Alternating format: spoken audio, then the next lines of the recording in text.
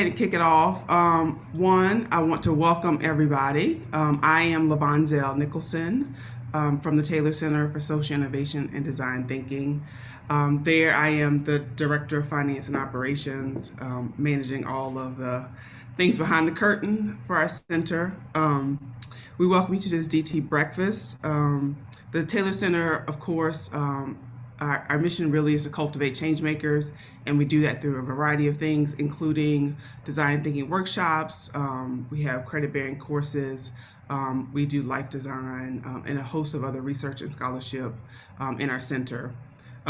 This event is a part of our DT Breakfast series, which was started by Dr. Leslie Ann Noel, who is joining us from Trinidad this morning. And so this is really about creating a casual space for folks to engage, connect around design thinking and design thinking principles. Each month we have a new person who comes in and shares their expertise, either in the format of a presentation or of some sort of workshop and skill building. Today we welcome Dr. Harrington, who is with us today, and Naisha will share a little bit about her. And as a quick reminder, this is really about creating community. And so we'll have opportunities for you to connect and ask questions. I will be in the background, just making sure things are going well and monitoring the chat and supporting everyone as needed. And I hope you have your coffee and whatever else you need to jazz you up this morning. I have my nice glass of water. And without further ado, I'll hand it over to Naisha so she can introduce our presenter.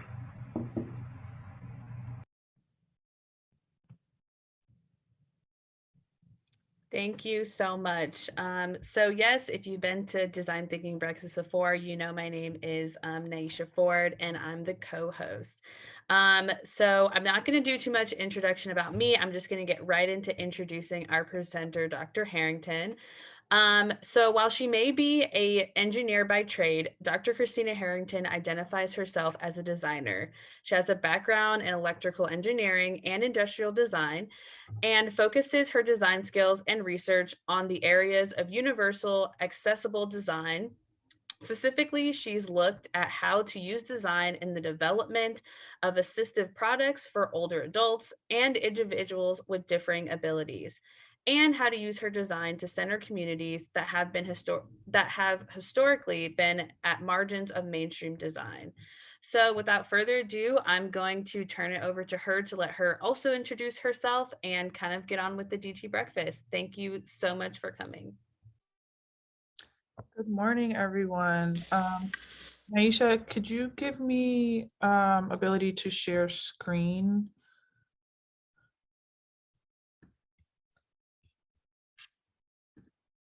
Yep, go ahead and try now. All right, cool. So yeah, I'm Christina Harrington. I am an assistant professor in the School of Design right now at DePaul University. And so I always like to give a little bit of an introduction about myself whenever I come and do these things, because I have a fairly unique background. So I come from a background in electrical engineering and with a master's and PhD in industrial design. So I identify as a qualitative design researcher that sits right at the intersection of making things usable and also thinking about the folks who use them. I like to identify as a sci-fi nerd, a DIY crafter, and of course, across all of the spectrum of my work, one of the things that really resonates with my background that I actually never really thought about being a part of what I do is my love for science fiction novels and sci-fi tech, particularly that of which is written by Black Afrofuturist authors such as Octavia Butler, Kara Keeling, N.K. Jemisin, some of the newer ones. And a lot of work that kind of just centered Black people in the existence of the future. And particularly Octavia Butler's Bloodchild, one of the first Afrofuturism books I ever read that situated us in the future, a rather dystopian future, and had us think about, well, what does it look like for Black people to show up in the future of reality, and how can that be imagined? And this book was so critical to my love for science fiction that I can actually still remember the imagery that I created in my head, even though that this was a purely text-based novel. The imagery that I created in my head of you know, some of the depictions that she described, and there have been artists since then who have come in and created these imageries, and we've also seen that kind of show up in movies and films and visual albums, yet we haven't really seen that transfer over to the world of design and by the folks who are actually thinking about and creating and developing the technologies of the future. Interestingly, when I started off doing the research that I do, as was mentioned in my introduction, I came from a more universal design, accessible design approach or perspective, really being concerned with how people use the technologies that they use, and how we can make that better, particularly for older adults and people with disabilities and impairments. And so I kind of found myself in like this human factors and ergonomics area of industrial design, mainly because for all intents and purposes, that was one of the only areas that was really thinking about inclusivity in design, and thinking about how we incorporate people that are typically neglected in design into the mainstreams of design. Doing research in academia, I started off, as I mentioned, looking at how do we develop systems, particularly in-home assistive technologies that might support the health and wellness of older adults. And one of the things that I kind of started to notice as kind of like anecdotal data was that we would do these research studies where we would bring in these older adults and we would say like, hey, you know, how well do exercise video games support your ability to like be active in your home, to exercise, to do yoga, Tai Chi, to just get up and moving, because we know the benefits of that. We know what the statistics say in terms of, you know, being more active supports longer life, lessened chronic disease, and all of these things. But when we would bring in these samples, and a lot of this research was done when I was living in Atlanta, Georgia, as a PhD student at Georgia Tech, we would bring in these samples of older adults, and even balancing them for race. One of the things that I would notice is that among some of the more affluent white older adults living in Buckhead, or even some rural areas that had a higher socioeconomic status, would say things like, you know, I think that this would be an amazing technology for me to get active. I'm going to go out and buy it today. My grandchild has one of those, so I'm going to start playing it with him. Or, you know, my daughter has one, or we can have this in our living room. Whereas a lot of the Black older adults that we would have come in and do these studies would say things like, similarly, I think that this will be a great technology for me to get up and get active, but I can't afford this. We might be able to get one device in the entire building. And so this was great. Thank you for allowing me to come in for this study. But it's not really going to, impact my daily life in the immediate, because it's just not attainable. So I then kind of shifted my research to solely focus on how can we consider lived experiences of marginalized individuals. And by marginalized, I define that as those who have been historically oppressed, particularly within the context of the United States. So those who have been oppressed by race, age, gender representation and sexuality, income and class, ability, disability, and how can we think about centering those intersections of those identities within the design that we're doing. How can we move from just saying, we're designing for older adults to realizing that designing for older adults is not a monolith, that all older adults do not have the ability to attain the same things. And so my work became purely focused on designing for Black and Brown communities and the intersection of what that meant for ability, disability, and impairments. And so one of the things that, was really interesting, I actually attended a human computer interaction consortium several years ago, where one of the keynote speakers gave this prompt of, can we consider science fiction of the past as bringing about innovation of the future, and the ways that we're thinking about the future of technology? Can we, kind of lean on the science fiction that we grew up with as being that will kind of, particularly potentially speculate what technology of the future will look like. During this presentation, there were images of Star Trek and Star Wars and the Jetsons and Back to the Future. And I'm sitting in this audience and I'm thinking to myself, what I don't see on screen are any of the images that I remember reading about in the science fiction that I was interested in growing up with, right?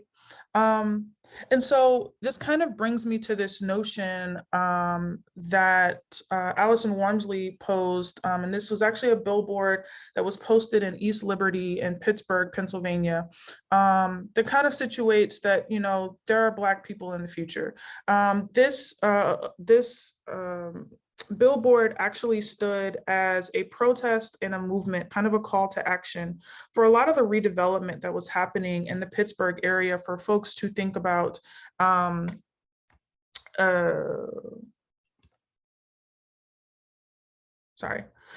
for folks to think about, how do we include the Black and Brown communities that are currently being displaced in the ways that we're thinking about the revitalization of cities, right? Because we know that oftentimes doesn't happen. Many of you have shared like where you're calling in from, and a lot of these cities, we're seeing the same gentrification efforts happening. We're seeing people come in, developers come in to neighborhoods that we've historically lived in as Black and Brown communities, and realize them as potential economic areas of new development without really considering the needs of the communities that are already there. So this kind of bridges me to thinking about, well, how are we thinking about the Black people in the future of design and the Black people in the future of technology? And it most closely resonates with one of the things that Anthony Walton posed in the late 1990s in his essay of Technology versus African Americans, where he talks about that most of the technology that is actually consumed by Black Americans does not include Black Americans as the architects or the developers of those technologies, despite the prevalence of how much we use it and the potential of the impact that it would have on our everyday lives. When we fast forward till today, we see that, from the 1990s up through the 2021, this is still a little bit of an issue or a major issue with the contrast of representation of, how Black and Brown, so Hispanic, Latinx folks, how this lack of representation that we see in the design field right now. The 2016 design census showed that 7% of those in the workforce, in the design workforce right now, were Hispanic, with 3% being Black. And why does this lack of representation matter? Well, when we think about what happens when we're not in the room, a lot of folks may have heard this kind of metaphor of a seat at the table and being in the room and things like that. When we're not in the room, we have technologies that are designed not only with us not in mind, but also technologies that actually become harmful and can target certain groups. So similarly to a lot of the research that I did early on, thinking about how everyday technologies might not meet the needs of all older adults. We now see that technologies such as facial recognition, search algorithms, surveillance technologies are actually quite harmful, and they target Black and Brown individuals, because we have very little say in inclusion in these tech spaces. And this is because historically the area of human computer interaction and design has not really focused on issues of race and ethnicity. Things like system bias, lack of equity and access, or who has access to a technology have not really been considered in the ways that we come up with these systems. So one of the first questions that I wanted to pose, and just kind of have a little bit of a conversation for a couple of minutes, or what are some examples of systems or technology that exclude marginalized groups? For those with those identities, I'd like to kind of give them the stage first. What are some systems that you feel like have directly excluded you in your everyday life, and why? We could have a little bit of a conversation.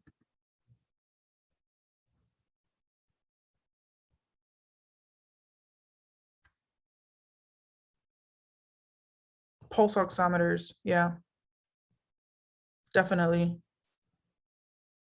And for those who aren't familiar, pulse oximeters, there's been a lot of research showing how they actually do not accurately read on the skin of people of color.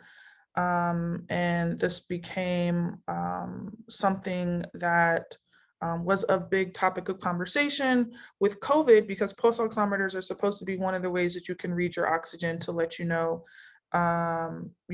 if you need to go to the hospital, what are your oxygen levels? If it's telling me that my oxygen levels are fine because it doesn't accurately read my skin, it actually becomes, a potential health risk. Are we considering financial tools like mortgages and technologies? And guys, please feel free to turn on audio. I don't want to misinterpret anyone's comments or questions. As Leslie Ann mentioned, this is really informal. So I was thinking about the steep V analysis. A lot of futurists use it. And sometimes a lot of designers try to bring it to the space. And I was like, that needs to be redesigned. That's harmful.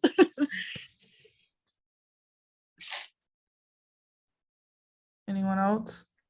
I'm gonna jump on because I have to jump off in a few minutes. But I've been, like, over the last, let's say, 3 years, I've been trying to buy a home and have been personally been able to see, okay, how like not being a traditional landowner, or I'm not American, so I have passport issues, and all of these systems, financial systems, will exclude somebody like me because I'm not American, because I don't have a long enough financial history. And, actually, I am in a place of privilege because I'm a university professor, but I'm excluded. So what about other people who have even less access than me? Mm-hmm.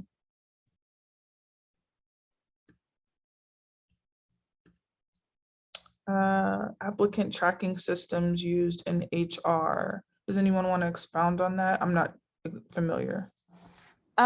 Yes, I haven't had this experience personally, but I have talked to people who have, or even HR managers, like noticing certain schools not passing, like applicant tracking systems either take a job application or like your resume or something and screen through it, those type of processes. And I've heard of instances where like certain universities were flagged as less than, or even trying to look at someone's name that may not look or sound familiar. And those names are generally like Black American or Latinx names. So that was basically what I was speaking towards. Okay, cool. We had, I just wanted to point out, we had someone ask, could you elaborate on Steep V? And then we had one other thing about contraception technology too. I don't know if you saw that. So I don't know who mentioned this. Let's go up. Steep V. Would you mind elaborating for us? Oh, yeah, that was for me. I think I spoke. CV is like an analysis tool. I've seen a lot of futurists use it, but it's really grounded in like foresight, like business tools and analysis tools. And I find it quite harmful using it within the design space because of the limitations. And it's only like, to me, I feel like it's like only certain people can kind of look at it and use it. And like it's a superior like tool, and only people who can see through these eyes can actually utilize it. And so I think it's like quite harmful bringing it into the design space without it being like critically looked at.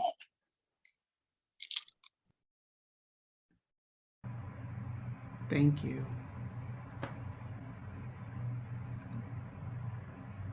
I'll turn it back over to you, Dr. Harrington. I was just trying to make sure we caught everybody's points in the. No worries, no worries. I mean, so similarly in the same vein, a lot of what I've also considered is, how we portray Black and Brown individuals in the design work that we do. Oftentimes, when we think about working with Black and Brown communities in design, it's almost framed as like the outreach sector of design, the community outreach, how do we bring these populations up to essentially white standards, typically framed around some type of deficit or disparity, centralizing whiteness as a norm and a standard, and otherizing anything that is not that. How many of you are familiar with the acronym of WEIRD? So white, industrialized, educated, rich. Does anyone remember what that D stand for? Is it developed? Perhaps developed. Yeah.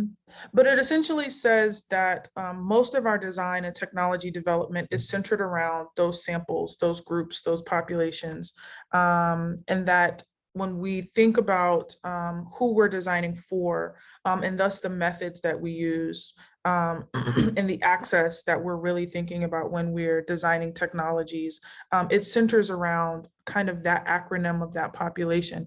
And one of the things that I've done is really try to challenge that by expanding technology access to saying, well, what if we actually think about technology access as being more than just physical and sensory accessibility, but actually addressing those other identities outside of that weird acronym. So what if we actually think about technology access as addressing economic viability, right?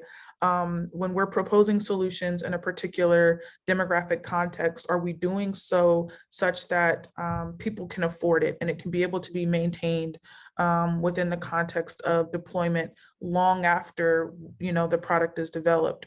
Are we thinking about the cultural relevance and the impact that a technology has with a particular group? Does it resonate with people coming from differing lived experiences and backgrounds?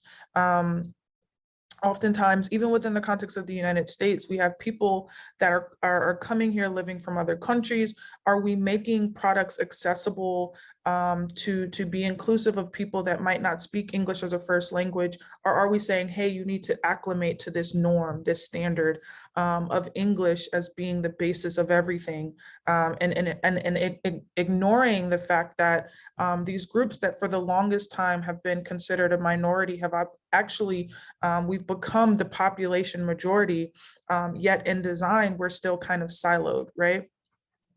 And so I'm thinking about a more equitable and inclusive design framework. And so I have another discussion question. I realize I'm still in the other mode that I want to get to, and kind of explaining where I'm coming from with this.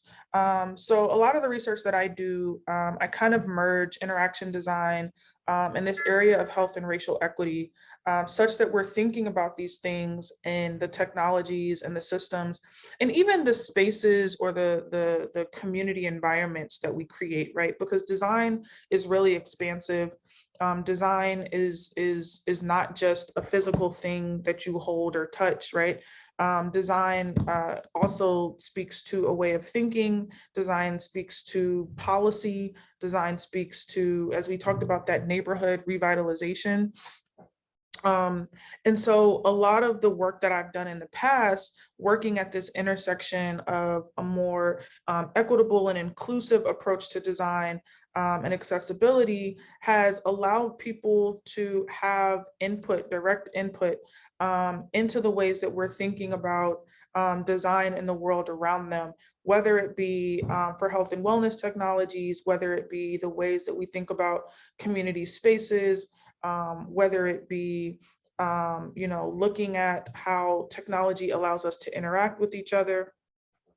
And a lot of this work has allowed me to also kind of, open up this thought of how do we allow design itself to be more inclusive, such that groups that are typically neglected or are typically excluded from this process are actually feel as though they have ownership of what design is, what design could be, and how they could use design.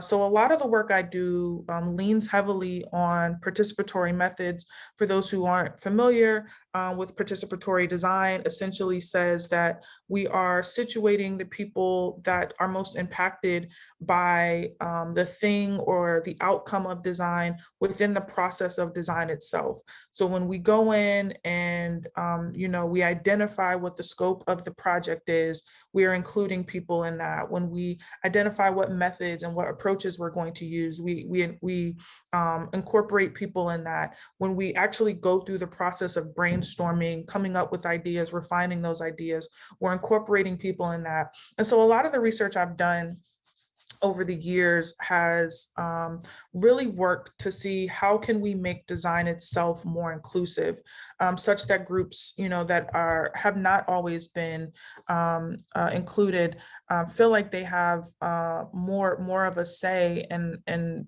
this has primarily been done with Black older adults in lower income neighborhoods, looking at supporting health and wellness more holistically, and finding things like, engaging in this form of design can actually start to promote community activism and health activism, such that people, are taking ownership of what's happening in their own communities, such that people are saying, hey, we don't have to just deal with the standards of, what's been the case here for as long as we can remember that we have problems with. We're actually going to come together and collectively identify ways to change these things. But this doesn't come without faults, right? And so a lot of what I've been having conversations with people like Leslie Ann, and I see Woodrow is on the call, and some other folks, is, when we think about merging this area of, more equitable, inclusive design and traditional design thinking, it kind of hits a head where there are these tensions. And there are these tensions because some of the traditional ways that we approach design might not be well accepted by groups that have been historically oppressed. For example, things like blue sky ideation. So I've done design workshops where people will comment on how this concept of blue sky ideation can actually be infantilizing or unrealistic. And for those who aren't familiar, blue sky ideation is one of those design techniques where we really urge people to think about the wildest, craziest blue sky idea that you possibly can. You may have heard, in workshops, people say things like, money is no constraint, their resources are no constraint, come up with the craziest idea that you can, because we want to see how that can lead to something feasible in the scope of what we're brainstorming. But one of the things that I found was that doing that type of ideation with groups where money is a constraint, resources are a constraint, actually became really frustrating. because they were like, this is unrealistic. I don't want to sit here and spend my time thinking about, strapping a rocket ship to my back and saying that that's the way I'm going to get to the doctor, and brainstorming about that, because, I'm actually trying to get to the doctor in the immediate, and having a more realistic solution would be a better use of my time and what we're doing here. So how do we ground inclusive participatory design in the immediate, still thinking about the distant future of what we're creating, but how do we ground it such that those futures kind of connect and make for more of a realistic experience based on the expectations of the folks that we're working with. And in that instance, it brought me to some of the other tensions of things like, co-design or participatory design. In many of these instances is oftentimes too late. We're oftentimes coming behind and trying to address things that have been challenges for so long that, again, that blue sky ideation is not going to lead to, what community residents or the groups that we're working with really want to focus on. And then lastly, a lot of the times there is a long-standing history of, a long-standing tension between a lot of the communities and, local industries, local academic institutions. And so how are we thinking about that and being mindful of that when we're going into these communities to try to do co-design work? Are we thinking about the history of the institution with the community itself? And so this kind of brings me to, kind of looking at, well, what are really the goals and the intended outcomes of participatory design or typical design thinking co-design versus taking a more community-based approach. And in a lot of the instances, participatory design, the goals are predefined by the design team. We've sat, as an industry team and said, here's what we want to come out of this. And oftentimes it then makes that co-design exercise really just validation of what we already wanted to do. And most typically, we see here that designers are so much more focused on the outcome of the design than the process or than the people that they're impacting, that in reality, that participatory part of that design kind of starts to fade into the background. Whereas thinking about, community-based participatory approaches to design, we see that the goals are more community-driven. We see that we're situating folks directly at the center of what we want to happen and how we want it to happen. Therefore, it becomes more participatory action oriented. We're actually taking action with the communities that we're working with, and we're then focusing on how we disseminate the things that we're doing and not just what the outcome of that thing would be.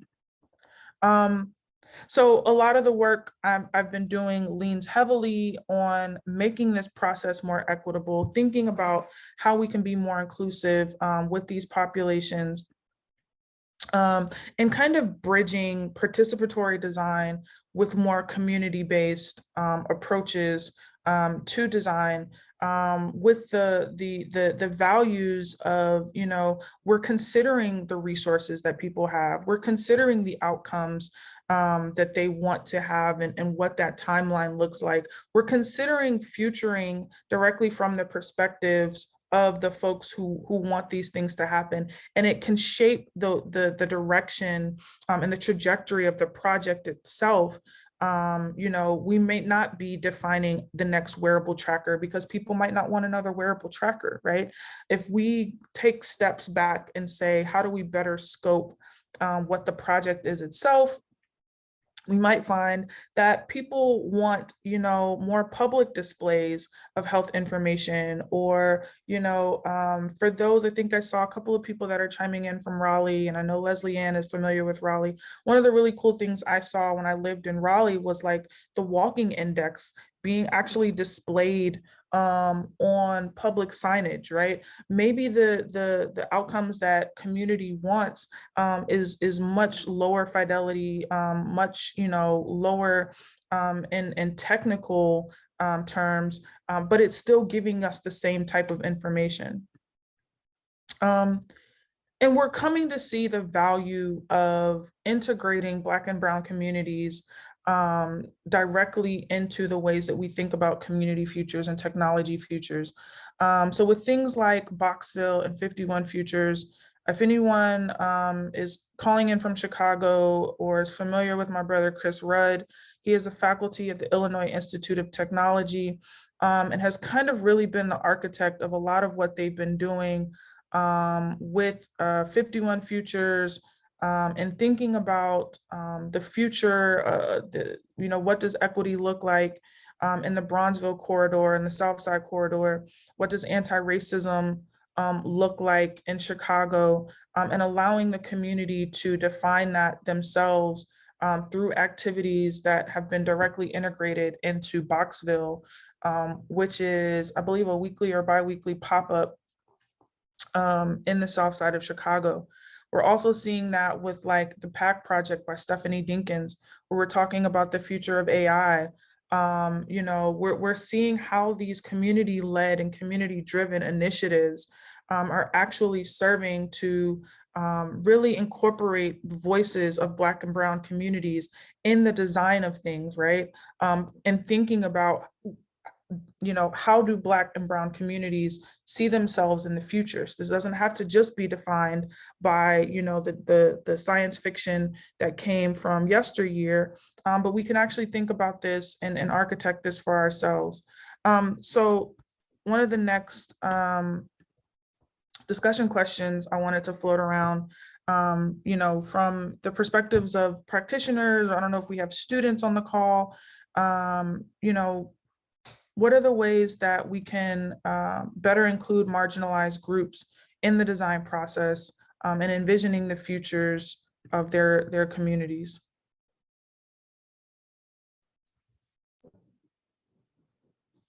I know for me, as a practitioner, and I'm always a student, but but a practitioner as well. One thing I do, I've opened up my how I look at the design process, not as something that is like linear. I open it up to be more like life-giving, more life cycles. And one thing that I do, that like the first step, even before I come into a community, I hold space with them. I'm not there to like dictate anything. I'm listening to language. I'm understanding who their values, how they use phrases, how they commune together. I'm listening to their issues and problems, and I'm also hearing solutions to them. Like they have their solutions. As a designer, I'm there just to facilitate the process and to amplify or galvanize the things that's needed, get them to a specific place. Mm-hmm.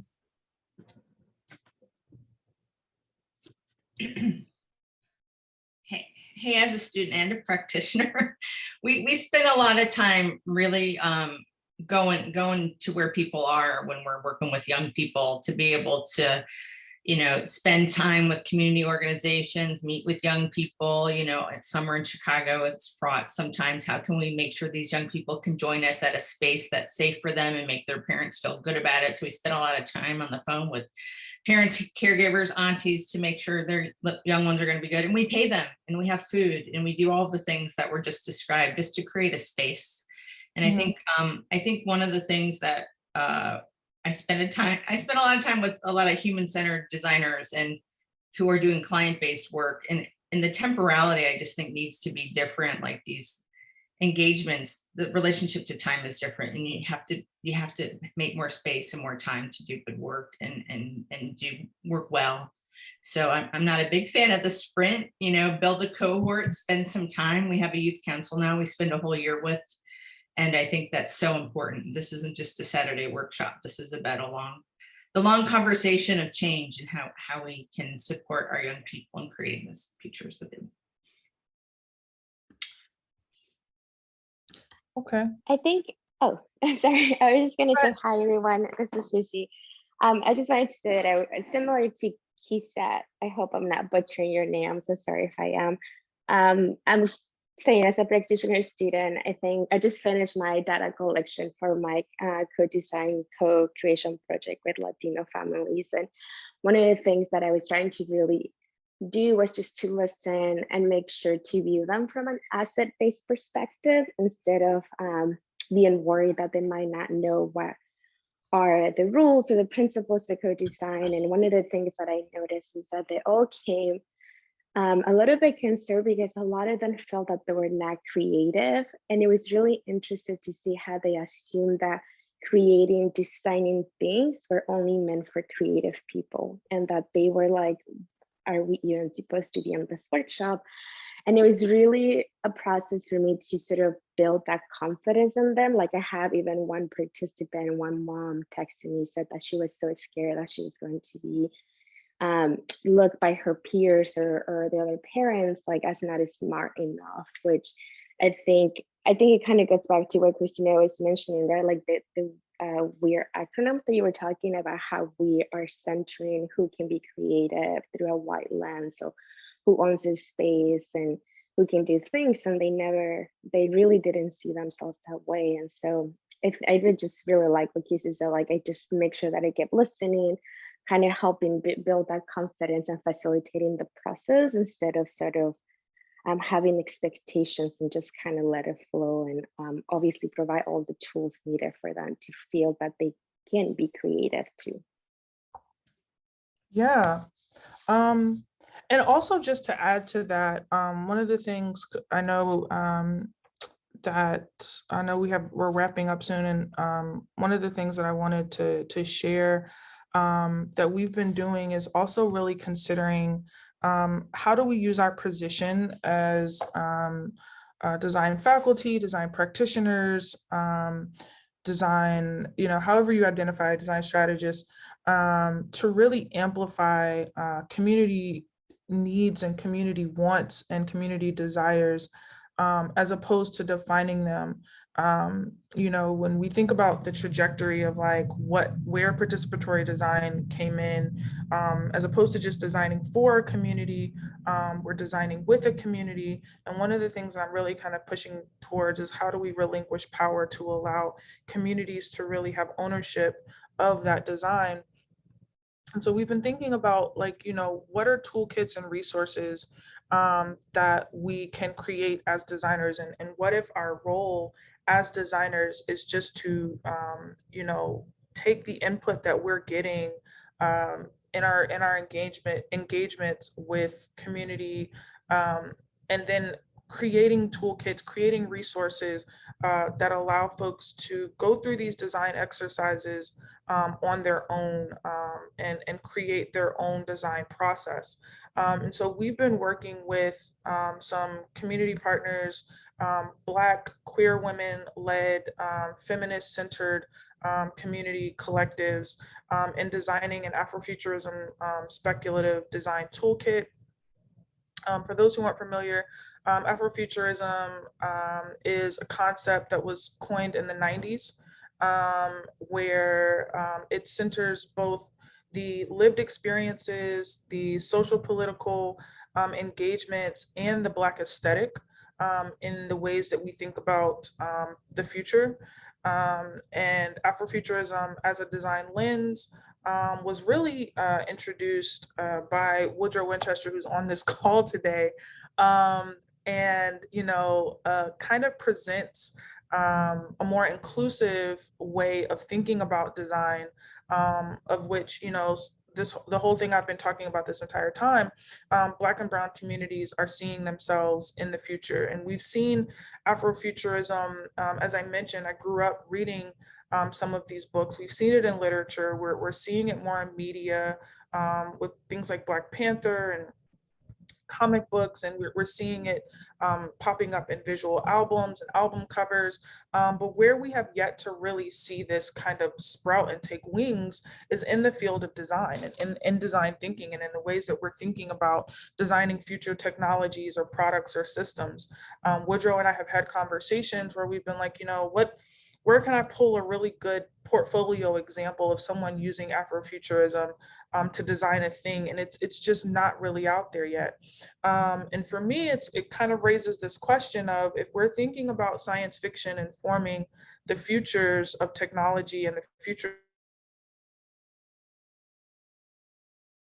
has this been, become an area that's been neglected, and how can we expand this? So the Afrofuturist Speculative Design Toolkit that we've been working on is one approach that we're taking to doing just that, and having people walk through design engagements where they are kind of centering principles and tenets of Afrofuturism, thinking about liberation and thinking about freedom, directly from the perspective of the Black lived experience, or as Andre Brock calls it, the Black ethos, and thinking about topics that, impact Black and Brown communities, but not just those that are deficit-based and disparities-based, right? So thinking about concepts like environmental racism, but also thinking about concepts like community building and honoring our ancestors, and, amplifying, our culture and our heritage and our lineage. And doing this through an approach of design. Similarly, I've also been thinking about, how do we put out resources that, inform people about, the value of using design as a catalyst for change, with things like the Denizen Designer Project zine that we are making, like we have made publicly available for folks who just want to say, how do I think about using design in the context of some of the community building and some of the community change that I want to see, some of the things that I want to have implemented. And again, not necessarily focused on technology, not necessarily focused on a tangible thing, but maybe we're talking about changing the ways that people interact in our neighborhood. Maybe we're talking about, changing traffic patterns to make our neighborhoods safer.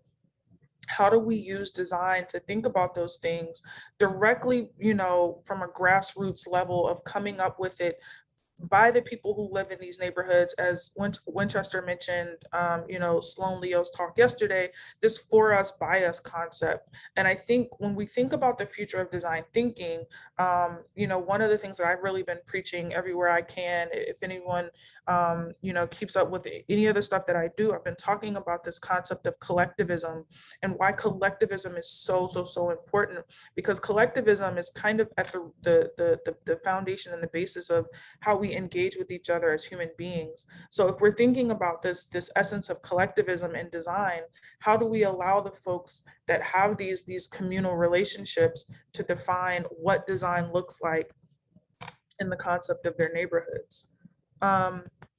So I just wanted to leave kind of with this concept of, or this question of, what is collectivism to you? How are you implementing this, or if anything, or what are your ideas for how you can implement this, and working with the communities that you're working with, or in thinking about the work that you're doing in your area of design?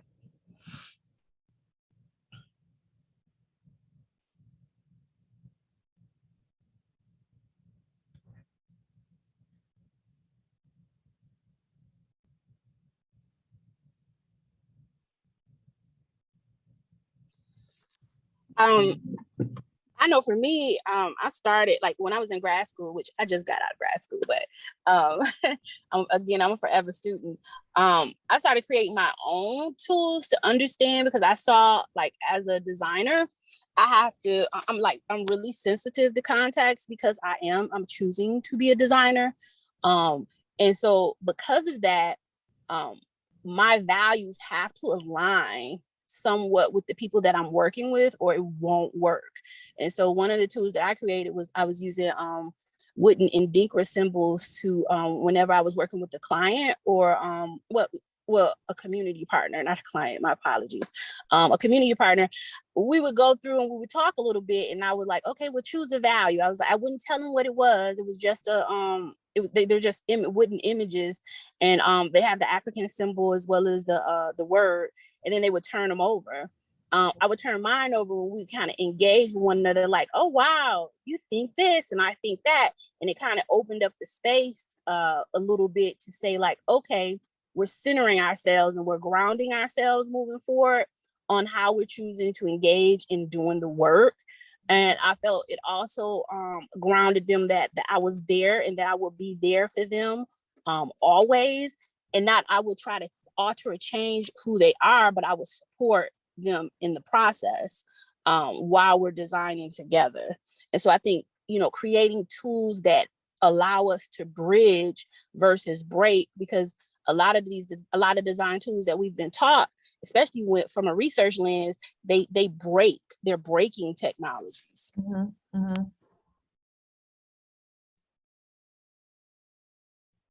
Anyone else?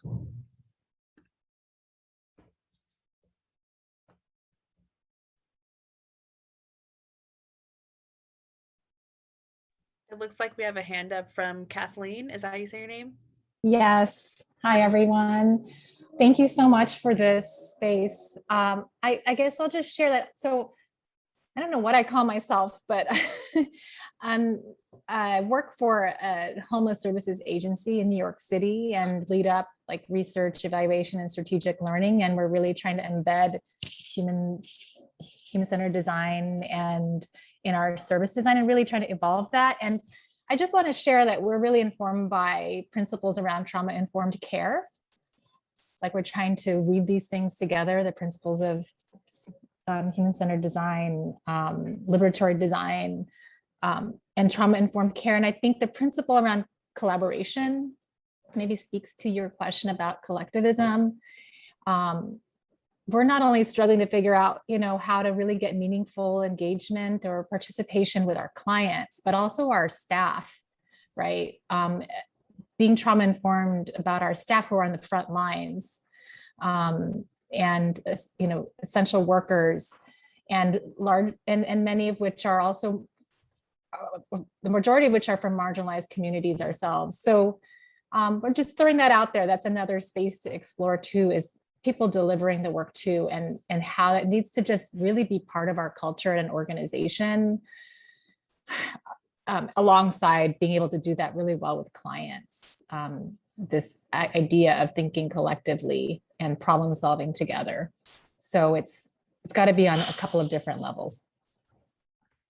Yeah, I think what's been interesting, the trauma-informed care and trauma-informed, I've seen these discussions start to pop up around design.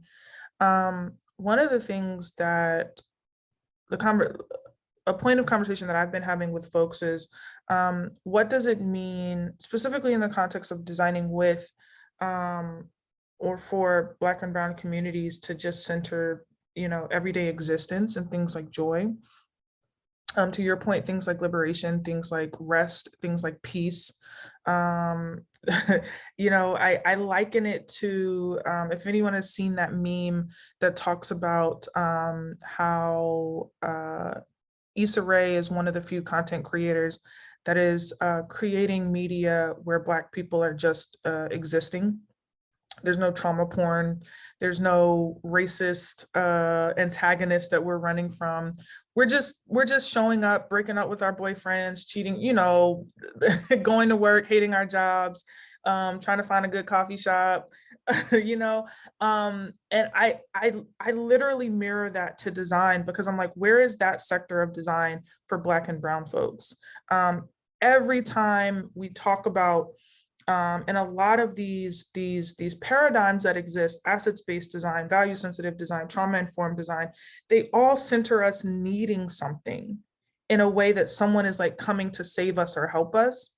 And it's like, hey, what if we just wanted to design something purely off the basis of me, wanting to enjoy my Saturday? Where's the app that says, where's the city finder app that just shows me where the cool things to do are, right? Oftentimes we're creating those things for ourselves. We're creating the apps that, introduce us to a neighborhood or a city. Companies have yet to see value in that. And so I think for those who are working in industry, that's one of the things that I would really push you to consider. As I mentioned before, when you're thinking about Black and Brown communities, is your natural bias to go to them being some type of outreach, something that you need to fix or save or help or, focus on because ultimately, I think my point is, even in like things like trauma-informed design, we're still saying that there's something wrong. And that becomes really uncomfortable, and it spills over into so many different areas. I can't even tell you how many panels I've been asked to speak on about my experience as being Black in X that are really just asking me to talk about how I don't fit in, or what is the trauma that I've experienced, instead of this where I get to come and talk about my work. So when we're thinking about new paradigms and new frameworks, I like things like equity-centered design. I like things like liberatory design, but I want to push that further to say, can we just design almost like, really leaning on Adrienne Maree Brown's like emergent strategy and pleasure activism, where it's just purely for our existence. And not as resistance, not as, we're fighting, white supremacy and patriarchy, because yeah, we know that, and we know that that's, part of it, but also just like us just existing. I don't know how to better explain that. No, that was awesome. And that's a really strong point to leave off on. I'm sorry that we are at time. But if anyone wants to continue this conversation, I did drop Dr. Harrington's LinkedIn in the chat. Also feel free to sign up for our next DT breakfast, which will be in July. But I just want to thank you, Dr. Harrington, for coming. This was a really interesting talk. And like I said, very powerful notes to leave off on. But yeah, I just want to thank everybody for coming. Thank you so much, and enjoy your weekends. Thank you. Thank you so much.